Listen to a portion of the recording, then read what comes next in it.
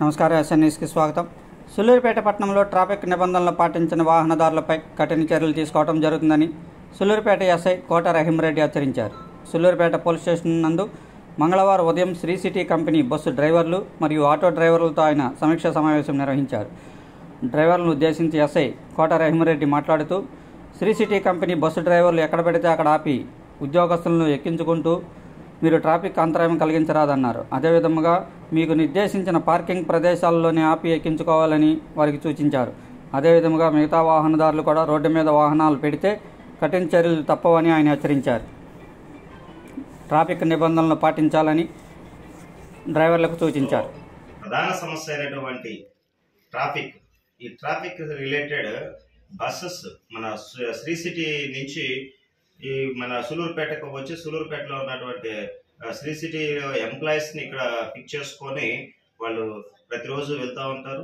ఆ తర్వాత అక్కడి నుంచి సులూరుపేటలో డ్రాప్ చేసి వెళ్తూ ఉంటారు. దాదాపు 120 పైనే బస్సులు ఉండడం వల్ల every day morning 8 to 10, evening 5 to 8 ఈ మధ్య కాలంలో ఈ బస్సులు విపరీతంగా ఎక్కడ పడితే అక్కడ పార్కింగ్కి సరైన ప్లేసు ఇవ్వకపోవడం వల్ల పార్కింగ్ అక్కడ సైడ్ పెట్టుకొని ఎంప్లాయీస్ని ఎక్కించుకొని వెళ్ళడం వల్ల ట్రాఫిక్ ఇబ్బందులు అనేది సులూరుపేట ప్రజలు ఫేస్ చేస్తున్నారు.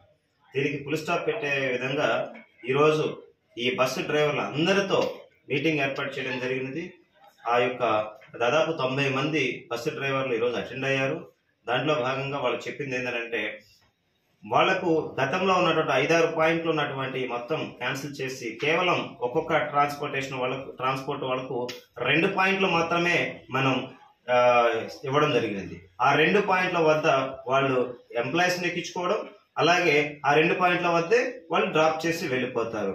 అలా ప్రతి ఒక్క 6 ట్రాన్స్పోర్ట్ వాళ్ళకి మనం 12 ప్లేసుల్లో అంటే వాళ్ళకి ఒక్కొక్క జోన్ కేటాయించి అక్కడే మాత్రమే ఎక్కాలి అని చెప్పేసి ఇవ్వడం జరిగినది.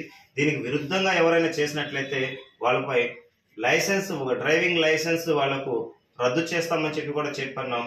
అలాగే వాళ్ళు ఎక్కడా కూడా ర్యాష్ అండ్ నెగ్లిజెన్స్ మేనర్లోను, డ్రంక్ అండ్ డ్రైవ్ కండిషన్లోను, సెల్ ఫోన్ డ్రైవింగ్ గాను ఎక్కడ కూడా చేయకూడడానికి వీల్లేదు.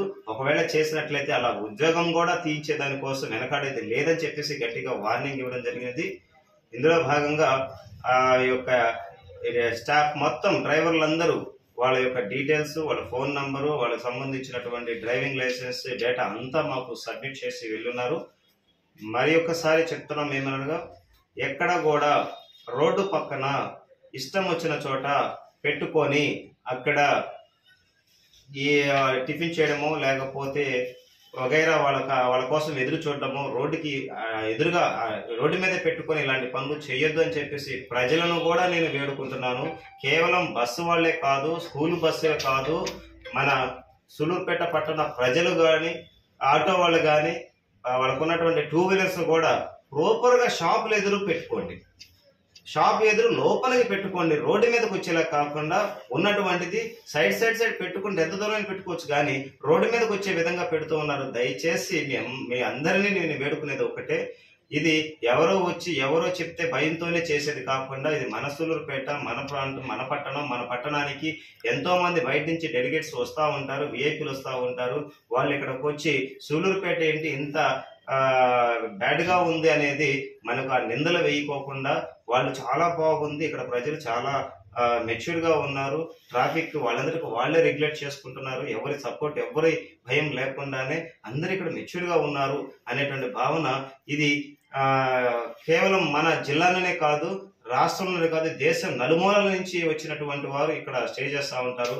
మన పరువును మనం కాపాడాల్సిన బాధ్యత మనకు అందరికీ ఉంది. కావున మనం ఇది ఒక బాధ్యతగా తీసుకొని ఎట్టి పరిస్థితుల్లోనే వేరే వాళ్ళకి అవకాశం ఇవ్వనీయకుండా మన సులూరు పట్టణం చాలా గొప్ప పట్టణం అనే దాని కింద తీసుకెళ్లే దానికోసం మీ అందరి సహాయ సహకారాలు అందిస్తారని చెప్పేసి మన ట్రాఫిక్ ను మనమే రెగ్యులేట్ చేసుకుంటూ మీడియా సోదరులందరూ దీన్ని గమనించి దీన్ని మరింత అందరి దృష్టికి తీసుకుని వెళ్ళి అవేర్నెస్ కలిగిస్తారని చెప్పేసి భావిస్తున్నాను. Thank you.